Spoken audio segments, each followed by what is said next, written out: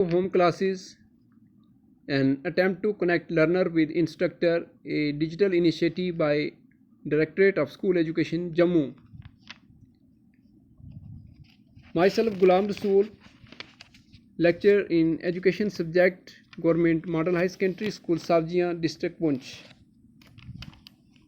I welcome you in your class, that is High Secondary Part 1st, Education subject. Dear students, today we will discuss from Unit 6, that is Educational Psychology. Our today's topic of study, the topic of discussion is Scope of Educational Psychology. Dear students, we have already discussed the meaning of psychology and educational psychology in the previous lecture. But before discussing today's topic, that is Scope of Educational Psychology, it seems rather necessary to repeat the concept of psychology and educational psychology. So let us get started. Dear students, we discussed that sometimes educational psychology is confused with general psychology. Though there is much common to both, yet their objectives are very much different from one another. The field of general psychology is wider. It deals with every kind of human behavior and with every kind of problem related to life. All form of life, processes, adjustment, activities and experiences of the organism may become the scope of general psychology. General psychology deals with, explains and interprets the facts of human behavior and experiences in a general way. So far as educational psychology is concerned, educational psychology deals with the behavior and experiences which are related to education only. It selects from the whole field of general psychology those facts and principles that are of specific to teaching and learning. In other words, we may say that general psychology is physically academically oriented and consists of general principle of behavior. Educational psychology is professionally oriented and interested in finding out practical solution to educational problems. The educational psychology is nothing but one of the branch of applied psychology. It is an attempt to apply the knowledge of psychology to the field of education. In other words, educational psychology is the study of the experiences and behavior of the learner in relating to educational environment. Dear students, हमने इससे पहले जब हमने discuss किया था कि psychology क्या है और एजुकेशनल साइकोलॉजी क्या है, तो मुख्तसरन में इसको फिर दोहराता हूँ. Psychology is the science of behaviour. Psychology जो है ये आर्ट्स का सब्जेक्ट नहीं है, ये साइंस का सब्जेक्ट है. What is the science? Science is a systematic knowledge. तो सिस्टमेटिक तरीके से बिहेवियर को स्टडी किया जाता है. फिर हमने जब एजुकेशनल साइकोलॉजी का कंसेप्ट डिस्कस किया था तो फिर हमने कहा था कि एजुकेशनल साइकोलॉजी दो वर्ड्स से बना है, एजुकेशन और साइकोलॉजी. एजुकेशन को हम डिफ़ाइन करते हैं द मॉडिफिकेशन ऑफ बिहेवियर, या जब हम कहते हैं education means all round development of personality, तो तब भी बात बिहेवियर की आ जाती है, क्योंकि personality, what is personality? Personality is the sum total of behaviour. फिर हमने क्लासीफाई किया था behaviour is of two types, award behaviour and covered behaviour. Award behaviour वो है जो सामने हमें दिखाई देता है, that can be seen with necked eyes. आप डरे हुए हैं, सहमे हुए हैं, घबराए हुए हैं, खुश हैं, गमगीन हैं, कैसे हैं, that is the award behaviour. Covered behaviour, that behaviour जो लेटेंट बिहेवियर है, जो हमारे अंदर है, हमारी इंटेलिजेंस क्या है, हमारे इमोशंस क्या है, हमारी फीलिंग्स क्या है, सेंटीमेंट्स क्या है, हमारा एटीट्यूड क्या है, एप्टीट्यूड क्या है, ये सारी चीज़ें कवर्ड बिहेवियर में आती हैं. तो जब हम जनरल साइकोलॉजी की फाइंडिंग्स, थ्योरीज और प्रिंसिपल्स को अपने एजुकेशनल सिस्टम को इम्प्रूव करने के लिए, बेहतर बनाने के लिए अप्लाई करते हैं, तो ये बन जाती है फिर applied psychology, that is educational psychology. तो आज हम डिस्कस कर रहे हैं that is the meaning of the scope of educational psychology. So let us get started. The scope of educational psychology. What is scope? Scope refers to the field of operation, application, topics and subject matter with which it deals. कि ये जो subject matter है, ये जो field है, ये कहाँ पे अप्लाई हो रही, इसकी एप्लीकेशन क्या है, कहाँ तक है, कहाँ तक ये कारगर साबित होगी, इसकी कारकर्दगी जो है उसकी हदूद क्या है, दैट इज़ द स्कोप. जैसे हम कहते हैं भाई आप इकोनॉमिक्स सब्जेक्ट जो है ये ऑप्ट करें, इकोनॉमिक्स जो है इसका बहुत स्कोप है, इकोनॉमिक्स एज ए लेक्चर भी आप जा सकते हैं, आप प्लानिंग डिपार्टमेंट में जा सकते हैं, आप इंडियन इकोनॉमिक सर्विसेज का एग्ज़ाम जो है उसमें आप बैठ सकते हैं।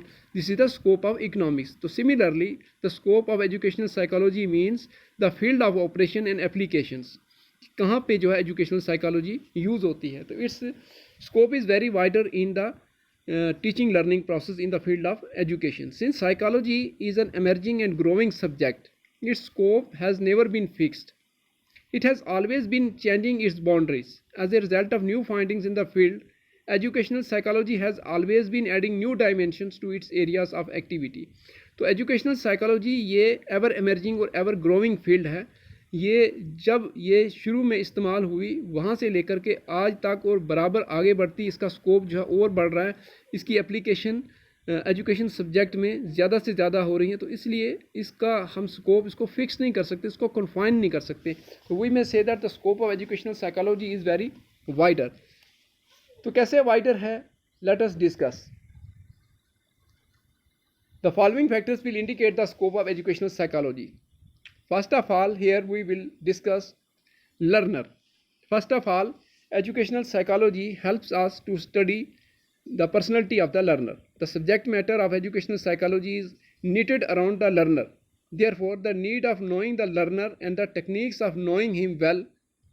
The topics include the innate abilities and capacities of the individual difference and their measurements, the overt, covert, conscious as well as unconscious behavior of the learner, the characteristic of his growth and development, and each stage beginning from childhood to adulthood. So dear students, first of all, educational psychology tells us try to know your learner whom you have to teach. तो learner जो है उसके बारे में हमको मालूम होना चाहिए कि उसकी क्रोनोलॉजिकल एज क्या है। उसकी क्रोनोलॉजिकल एज के मुताबिक उसकी जो पर्सनैलिटी है, उसकी जो डायमेंशंस हैं, physical, intellectual, social, emotional, aesthetic, उनकी करेक्टरिस्टिक्स क्या हैं, तो उससे हमें पता लगेगा उसका जो पावर ऑफ मेमोरी क्या है, उसका स्पैन ऑफ अटेंशन क्या है, स्पैन ऑफ रिटेंशन क्या है, उसकी एबिलिटीज़ क्या हैं, उसकी पोटेंशियलिटीज़ क्या हैं, कैपेसिटीज़ क्या हैं। फिर इसी रिलेशन से हम क्लास में इंडिविजुअल डिफरेंस स्टडी करेंगे कि हर लर्नर जो है दूसरे से अलग है, उसकी इंटेलिजेंस क्या है, उसका जो अवर्ड कवर्ड जो conscious as well as unconscious behaviour जो है वो क्या है। ये सारी चीज़ें जो हैं हम डिस्कस करेंगे। तो जब हमें लर्नर के बारे में पूरा पता होगा तभी हम उसको बेहतर तरीके से पढ़ा पाएंगे और हमारा टीचिंग लर्निंग प्रोसेस जो है वो इफेक्टिव और सक्सेसफुल होगा। नेक्स्ट चलते हैं the learning experiences. The learning experiences, here we will discuss the educational psychology helps here in deciding what learning experiences are desirable at what stage of growth and development of the learner, so that these experiences can be acquired with a greater ease and satisfaction. In other words, you may say that it includes providing activities and subjects according to the maturity level of the students. We have already discussed the concept of growth and development when we discussed under the heading of learner. First we must know the personality of the learner, and जब हम learner को जानने में कामयाब हो गए उसके बाद हमें जब मालूम पड़ गया कि इसकी क्रोनोलॉजी के एतबार से, इसकी क्रोनोलॉजिकल एज के एतबार से इसकी पर्सनैलिटी की ये करेक्टरिस्टिक्स हैं, अब इसको इस किस्म की एक्टिविटीज़, इस मखसूस किस्म के जो सब्जेक्ट्स जो है वो चाहिए जो उसके मैच्योरिटी लेवल को सूट करते हों। तो किस किस्म के लर्निंग एक्सपीरियंसेस जो हैं हमको क्रिएट करने हैं और हमको प्रोवाइड करने हैं, किस किस्म का माहौल क्लासरूम में बनाना है और किस तरीके से जो है लर्नर को पढ़ाना है, लर्निंग सिचुएशंस क्या हैं, लर्निंग के प्रोसेसेस क्या हैं, लर्निंग की डिफरेंट मैक्सिम्स, प्रिंसिपल्स, जो सारी चीज़ें जो है वो लर्निंग एक्सपीरियंसेस में आ जाती हैं। इसमें लर्नर और टीचर और टाट दोनों को डिस्कस किया जाता है। Next is the learning process. After knowing the learner and deciding what learning experiences are to be provided, educational psychology moves on to the laws, principles and theories of learning.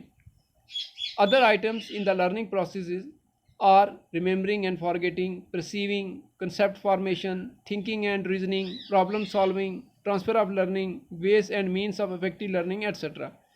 So what is the learning? What is the nature of learning? What are the various laws of learning? What are the various theories of learning? All these things are discussed under this heading, and it is possible only through the study of educational psychology.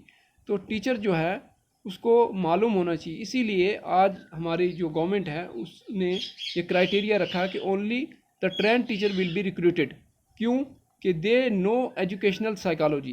तो educational psychology वो जानते हैं, उनको मालूम है कि learning process क्या है, इसकी थ्योरीज़ क्या हैं, इसके लॉस क्या हैं, इसको कैसे इफ़ेक्टिव बनाया जाता है। फिर जब हम लर्निंग टेक्निक्स यूज़ करेंगे वो कौन सी करेंगे।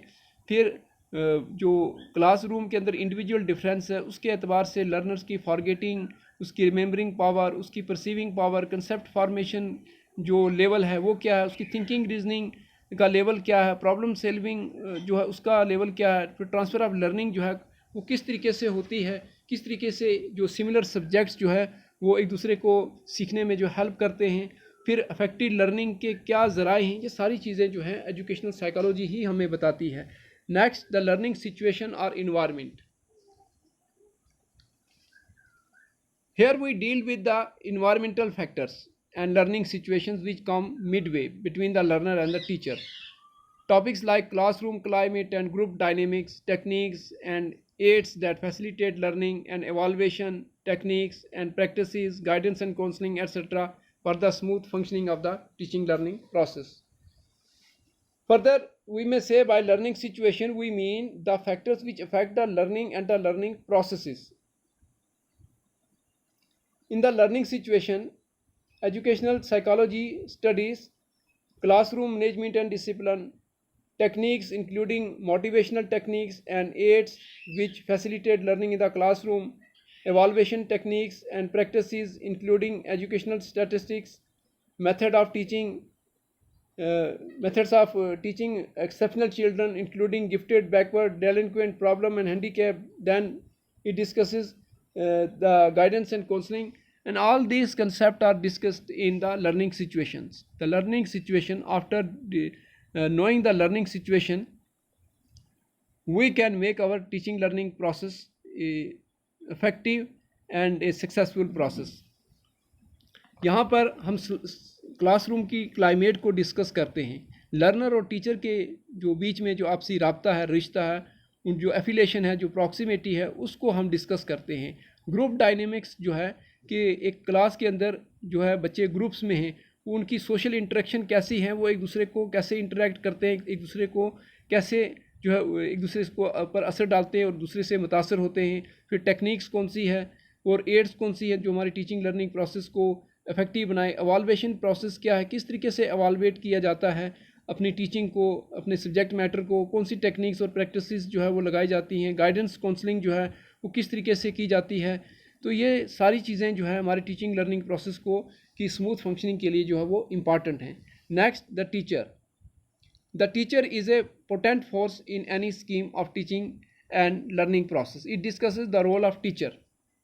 It emphasizes the need of knowing thyself for a teacher to play his role properly in the process of education. His conflicts, his motivation, anxiety, adjustment, level of aspiration, etc. It throws light on the essential personality traits, interest, aptitudes, and characteristics of effective teaching, etc., so as to inspire him for becoming a successful teacher. So here educational psychology comes to help us to know the teacher. The what kind of teacher is recommended? That is the trained teacher who knows who has the knowledge of educational psychology. First, the teacher try to understand, know himself or herself. The what is his personality? क्या उसके अंदर capabilities हैं पढ़ाने की? जो techniques और जो abilities एक टीचर को चाहिए, क्या वो उसके पास हैं? क्या वो एक टीचिंग लर्निंग प्रोसेस में अपने आप को कामयाबी से प्रेजेंट कर पाएगा? क्या वो क्लास को डील कर पाएगा? It emphasises the need of knowing the self for a teacher to play his role properly in the process of education. उसके कॉन्फ्लिक्ट्स क्या हैं, उसकी मोटिवेशन कैसी है, एंग्जाइटी लेवल कैसा है, एडजस्टमेंट लेवल ऑफ एस्पिरेशन क्या है. तो यहाँ पर जो है उसकी पर्सनैलिटी ट्रेट्स कैसी हैं, उसके जो ग्रुप डाइनिंग में उसकी जो एडजस्टमेंट जो है वो क्या है, वो किस तरीके से पढ़ाए, उसको किस उम्र के बच्चों को पढ़ाना है, कितना पढ़ाना है, क्या पढ़ाना है, कितनी देर पढ़ाना है, ये सारी चीज़ें जो हैं एजुकेशनल साइकोलॉजी इस हेडिंग के अंडर जो है वो डिस्कस करती है। नेक्स्ट, दो the entire scope of educational psychology is included in the above mentioned 5 key factors, it may be further expanded by adding the following. Human behavior. It studies human behavior in educational situations. Psychology is the study of behavior and education deals with the modification of behavior. We have already discussed this. Hence, educational psychology pervades the whole field of education. जब हमें behaviour के बारे में मालूम ही नहीं होगा कि what is behaviour, तो हम जो है उसको मॉडिफाई कैसे करेंगे, उसके अंदर तब्दीली कैसे लाएंगे। तो एजुकेशनल साइकोलॉजी हमें बिहेवियर के बारे में नॉलेज प्रोवाइड करती है। वो उसी बिहेवियर को इस पार्टिकुलर किसी स्टेज ऑफ लाइफ का जो बिहेवियर है वो हम डिस्कस करते हैं, उसी के हिसाब से फिर हम बच्चे को पढ़ाते हैं। मेथड ऑफ टीचिंग जो है वो डेवलप किए जाते हैं, जो स्टडी मटेरियल है वो डेवलप किया जाता है, और क्लासरूम सिचुएशन जो है उसको बच्चों की पर्सनैलिटी के एतबार से कॉन्जीनियल बनाया जाता है। तो ये चीज़ें भी एजुकेशनल साइकोलॉजी में डिस्कस की जाती हैं। Next, the growth and the development. It studies the growth and development of the child. How a child passes through the various stages of growth and what are the characteristics of each stage are included in the study of educational psychology. तो educational psychology हमें बताती है, जैसे हमने पहले discuss कर चुके हैं, कि हर बच्चा जो है अपनी क्रोनोलॉजिकल एज के एतबार से जो है वो आगे बढ़ता है। फिर हमने स्टेजेस ऑफ लाइफ जो डिस्कस किए थे, infancy, childhood, adolescence, adulthood, old age. तो अब बच्चा जो है क्रोनोलॉजिकल एतबार से, अपनी क्रोनोलॉजिकल एज के एतबार से जो क्लासेस जो है वो भी प्रमोट करता है, स्किप करता है।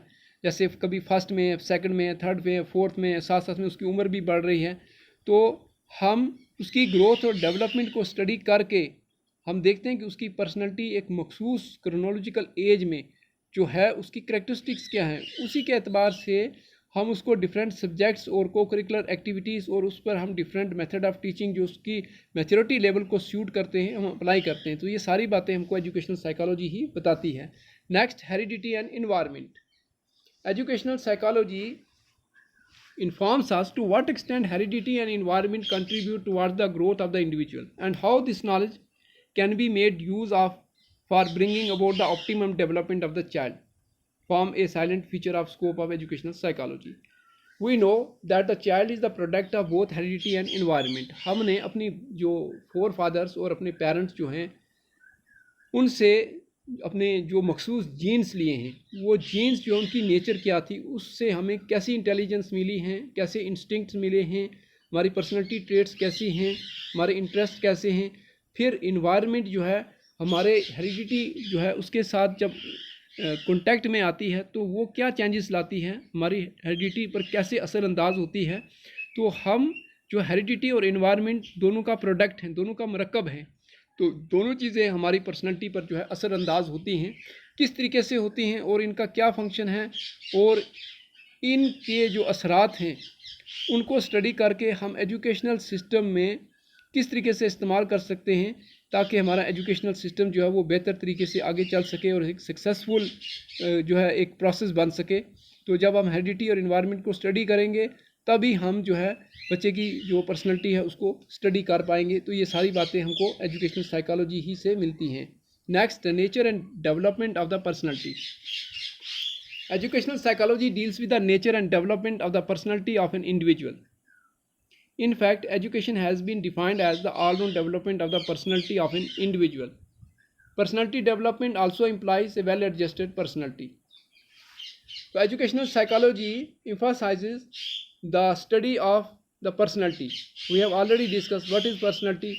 It has the personality is the sum total of behavior. We further classify behavior as overt behavior and covert behavior. When we combine the overt and covert behavior, it becomes the personality of an individual. Here we discuss the different stages of life and the various characteristics of personality in a particular stage of life.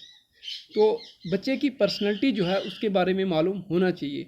जब personality के बारे में मालूम होगा जब भी हम जो है उसके लिए कोई मखसूस सिलेबस, कोई करिकुलम, को करिकुलर एक्टिविटीज़ जो है हम कोई फिक्स कर पाएंगे, कोई मेथड ऑफ टीचिंग फिक्स कर पाएंगे, टीचर स्टूडेंट रेशियो जो है वो फिक्स कर पाएंगे। तो teacher must know the personality of the student if he wants to make his teaching learning process a successful process. Next, individual difference. It studies individual difference. Every individual differs from every other individual. It is one of the fundamental facts of human nature which have been brought to light by educational psychology. This one fact has revolutionized the concept and process of education. Dear students, individual difference. आप देखें कि हमारी शक्लें भी आपस में नहीं मिलती हैं। अगर शक्लें नहीं मिल रही, हमारी इंटेलिजेंस आपस में कहाँ मिलती होगी? हमारे इंटरेस्ट, हमारे एप्टीट्यूड, हमारे एटीट्यूड, निका हमारे इमोशंस, हमारी फीलिंग, निका वो भी अलग हैं। तो एक क्लासरूम के अंदर जो है इंडिविजुअल डिफरेंस होता है। मान लो 30 बच्चे क्लास के अंदर हैं, तीनों के इंटरेस्ट जो 30 बच्चे जो हैं उनके इंटरेस्ट जो है वो बिल्कुल अलग हैं, उनकी इंटेलिजेंस लेवल अलग है, उनकी पर्सनैलिटी अलग है। तो that is why educational psychology stresses that teacher must give individual attention in the classroom. Why? Because there is a individual difference in the classroom. All individuals are not alike, some are below normal, some are normal, some are above normal, gifted etcetera. तो teacher जो है उसको ये जानना चाहिए कि class के अंदर जो है इंडिविजुअल डिफरेंस है, सारे बच्चे एक जैसे नहीं हैं, सबको एक जैसे मेथड से जो है समझ नहीं आता है, और सबकी मेमोरी पावर एक जैसी नहीं है, रिटेंशन पावर एक जैसी नहीं है, ठीक है, जो स्पैन ऑफ अटेंशन एक जैसा नहीं है। तो ये सारी चीज़ें ध्यान में रख कर के जो है वो टीचर को पढ़ानी चाहिए। तो ये बातें हमें कौन बताता है? Educational psychology. Next, the intelligence and it's measurement. Intelligence and its measurement. It studies the nature of intelligence and its measurement. This is of utmost importance for a teacher. Dear students, what is intelligence? What is the nature of intelligence? What are the various theories of intelligence? How can we measure intelligence? And these are the questions which are replied by educational psychology. तो teacher जो है, एक trained teacher जिसने BEd किया है या DEd किया है या कोई और जो टीचिंग लर्निंग प्रोसेस में कोई डिग्री की है, तो वो ये जानता है कि इंटेलिजेंस क्या है, क्योंकि उसने इंटेलिजेंस की थ्योरीज पढ़ी हैं, ठीक है, जो डिफरेंट जो टेक्निक्स हैं इंटेलिजेंस को मेजर करने की वो स्टडी की हैं। तो हमने अभी इंडिविजुअल डिफरेंस जो है वो डिस्कस किया। तो अब जब इंडिविजुअल डिफरेंस है तो बच्चों की इंटेलिजेंस भी अलग होगी। तो इंटेलिजेंस जो है उसको कैसे मेजर किया, उसको कैसे नापा जाए, उसको कैसे असेस किया जाए, उसके क्या मेथड्स हैं, क्या टेस्ट हैं, वो टीचर को जानना जो है वो ज़रूरी है। जब हम बच्चे को क्लासीफाई कर रहे हैं कि बच्चा बिलो नॉर्मल है, अबो नॉर्मल है, तो इसका मतलब है इंडिविजुअल डिफरेंस है, उनकी इंटेलिजेंस जो है वो डिफ़र करती है। जब टीचर जो है उसको ये फैक्ट मालूम होगा तो वो बेहतर तरीके से पढ़ा पाएगा और एक बेहतर मेथड ऑफ टीचिंग जो है वो अप्लाई कर पाएगा, और इस तरीके से उसका जो टीचिंग लर्निंग प्रोसेस है वो सक्सेसफुल होगा। तो ये भी एक जो स्कोप है एजुकेशनल साइकोलॉजी का, कि साइकोलॉजी ही हमें बताती है कि what is intelligence and how it can be measured. Then next is the guidance and counselling. Guidance and counselling, it provides guidance and counselling. Educational psychology provides guidance and counselling. Education is nothing but providing guidance to the growing child. Education का दूसरा नाम आपके लिए guidance and counselling, हालांकि ये अलग से एक फील्ड है। अब गाइडेंस एंड काउंसलिंग का कंसेप्ट क्या है, ये क्यों ज़रूरी है, ये कैसे दी जाती है, तो ये सारी चीज़ें जो है वो एजुकेशनल साइकोलॉजी जो है वो हमें बताती है। एजुकेशनल साइकोलॉजी हमें कहती है कि बच्चे की इंटेलिजेंस को स्टडी करो, उसका इंटरेस्ट क्या है, उसका एटीट्यूड क्या है, उसका एप्टीट्यूड क्या है, उसकी कैपेबिलिटीज़ और कैपेसिटीज़ क्या हैं, उसकी पर्सनैलिटी क्या है, उसके एतबार से उसको गाइड किया जाए, उसको काउंसल किया जाए, उसकी डिफरेंट प्रॉब्लम्स क्या हैं। हर पर्सनैलिटी की हमारी क्रोनोलॉजिकल एज के एतबार से जब हम किसी मखसूस स्टेज ऑफ लाइफ से गुजरते हैं, उस वक्त पर्सनैलिटी की जो करैक्टरिस्टिक्स होती हैं, चाहे वो फिज़िकल हो, इंटेलेक्चुअल हो, सोशल हो, इमोशनल हो, एस्थेटिक हो, तो उसमें हमें जो डिफरेंट प्रॉब्लम्स जो हमें फेस करनी पड़ती हैं, हमारे डिफरेंट इंटरेस्ट्स, हमारी चॉइसेस सामने आती हैं। तो यहाँ पर एजुकेशनल साइकोलॉजी हमारी मदद के लिए आती है, वो हमें गाइड करती है, हमें काउंसल करती है। तो ये भी एक स्कोप है एजुकेशनल साइकोलॉजी का। Next, the conclusion, we can now conclude by saying that educational psychology is narrower in scope than general psychology, क्योंकि जनरल साइकोलॉजी जो है उसकी फील्ड बहुत ज़्यादा वास्ट है, वो एक कंप्लीट जो है साइंस है, जबकि एजुकेशनल साइकोलॉजी जो है एक अप्लाइड ब्रांच है। जैसे एक जनरल मैथमेटिक्स है और एक अप्लाइड मैथमेटिक्स है, इस तरीके से एजुकेशनल जनरल साइकोलॉजी और एजुकेशनल साइकोलॉजी, यू में say that educational psychology is half an inch pipe from the psychology, while general psychology deals with the behavior of the individual in a general way, educational psychology is concerned with the behavior of the learner in an educational in an educational setting. So dear students, today we have discussed the scope of educational psychology. मुझे उम्मीद है कि आप आज की discussion जो है आज तक आप तक पहुंच गई है, आपको कंसेप्ट जो है वो क्लियर हो गए हैं। तो इसी दुआ के साथ और इसी स्लोगन के साथ कि पढ़ते रहिए, बढ़ते रहिए। Thank you, have a nice day.